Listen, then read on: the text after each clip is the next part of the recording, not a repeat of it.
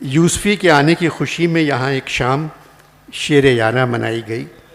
میزبان مشفق خواجہ تھے، مہمان خصوصی غالب تھے۔ یوسفی صاحب اسٹیج پر آب گم بیٹھے رہے، مسکرا بھی نہیں رہے تھے کیونکہ حوریں ان کو دیکھ کے مسکرا رہی تھیں۔ مشفق خواجہ نے یوسفی صاحب سے فرمائش کی کہ آپ خاکم بدہن میں سے کچھ سنا دیں، تو کہنے لگے آپ ضیاء محی الدین کا کام مجھے کیوں سونپ رہے ہیں؟ پھر مشفق خواجہ نے کہا آخری کتاب شام شیر یاراں کی کیا ضرورت تھی؟ کہنے لگے مجھے اولاد کی ضرورت تھی اور اولاد کو شام شیر یاراں کی۔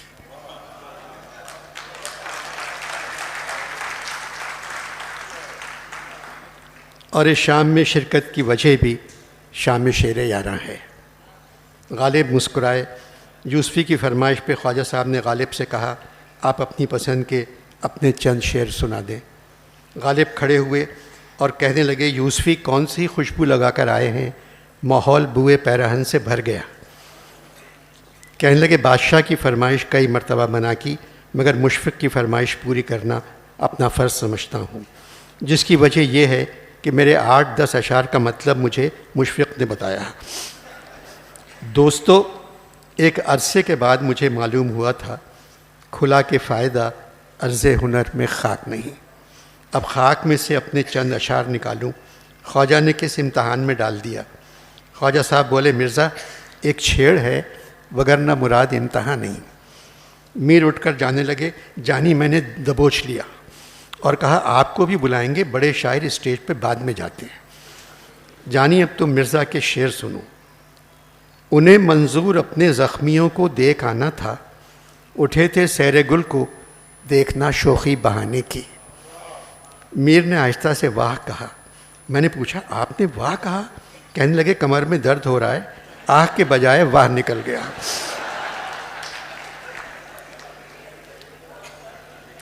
وعدہ آنے کا وفا کیجئے یہ کیا انداز ہے، تم نے کیوں سونپی ہے میرے گھر کی دربانی مجھے؟ میر کچھ کہنا چاہ رہے تھے، میں نے دیکھا تو چپ ہو گئے۔ پھر میں نے پوچھا اب کہیں اور درد ہو رہا ہے؟ کہاں تک روؤں اس خیمے کے پیچھے کیا قیامت ہے، میری قسمت میں یارب کیا نہ تھی دیوار پتھر کی۔ میر نے اپنی پیشانی پہ 3-4 مرتبہ اپنا ہاتھ مارا، جانی یہ بھی تعریف کا ایک طریقہ ہے۔ میں نے چاہا تھا کہ اندوہ وفا سے چھوٹوں، وہ ستمگر میرے مرنے پہ بھی راضی نہ ہوا۔ میر نے کچھ نہیں کہا، بس مجھ سے لپٹ گئے۔ ساقی بہار موسم گل ہے سرور بخش، پیما سے ہم گزر گئے پیمانہ چاہیے۔ جانی میرے گال پہ نوچا، کہا تو تعریف نہیں کر سکتا؟ میں نے کہا خاموشی سے سننا بھی تعریف کرنا ہے۔ غالب نے آخری شعر سنایا، سیاہی جیسے گر جاوے دم تحریر کاغذ پر، میری قسمت میں یوں تصویر ہے شبہائے ہجراں کی۔ ہر طرف سے واہ واہ سبحان اللہ کی آوازیں آ رہی تھیں۔ خواجہ صاحب نے کہا ورق تمام ہوا اور مدح باقی ہے۔ پھر یوسفی صاحب کے کہنے پر خواجہ صاحب نے میر صاحب کو اسٹیج پہ بلایا۔ اسٹیج پر غالب سمیت سب کھڑے ہو گئے۔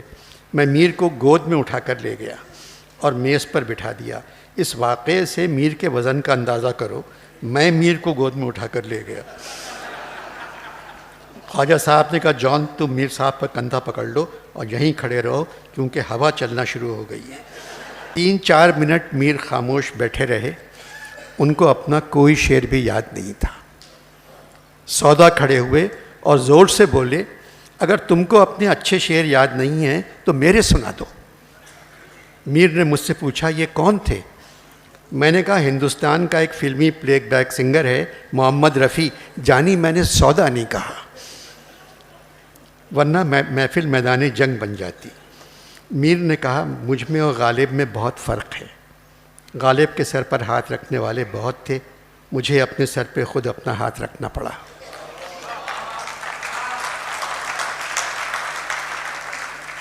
اپنا ہی ہاتھ سر پہ رہا اپنے یہاں صدا، مشفق کوئی نہیں ہے کوئی مہربان نہیں۔ خواجہ صاحب بولے میر جی میں مشفق تھا، ہوں اور رہوں گا۔ پھر میں میر صاحب کو شعر یاد کرواتا گیا اور وہ پڑھتے گئے۔ کم فرصتی یہ گل جو کہیں کوئی نہ مانے، ایسے گئے ایام بہاراں کے نہ جانے، بندھا رات آنسو کا کچھ تار سا، ہوا ابر رحمت گناہ گار سا۔ غالب اپنی کرسی چھوڑ کر آئے اور میر کے ساتھ میز پر بیٹھ گئے۔ میر فقیر ہوئے تو ایک دن کیا کہتے ہیں بیٹے سے، عمر بچی ہے تھوڑی اس کو کیوں کر کاٹیں بابا ہم۔ دن رات میری آنکھوں سے آنسو چلے گئے، برسات اب کے شہر میں سارے برس رہی۔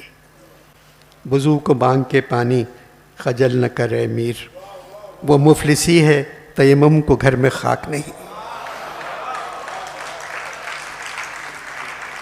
کیا سیر اس خرابے کا بہت اب چل کے سو رہیے، کسی دیوار کے سائے میں منہ پہ لے کے دامہ کو۔ غالب نے کہا ایک شعر میر صاحب کا میں سنانا چاہتا ہوں۔ دیکھ لیتا ہے وہ پہلے 400 اچھی طرح، چپکے سے پھر پوچھتا ہے میر تو اچھی طرح۔ میں میر کو اٹھا کر لے گیا اور ان کی کرسی پر بٹھا دیا۔ غالب نے کہا میں نے پہلے کہہ دیا تھا میر صاحب کی شاعری گلشن کشمیر ہے۔ سودا پھر بولے مرزا گلشن مقبوضہ کشمیر، رونے پیٹنے کے علاوہ اس گلشن میں اور ہے کیا؟ درد اور مصفی نے سودا کو خاموش رہنے کو کہا۔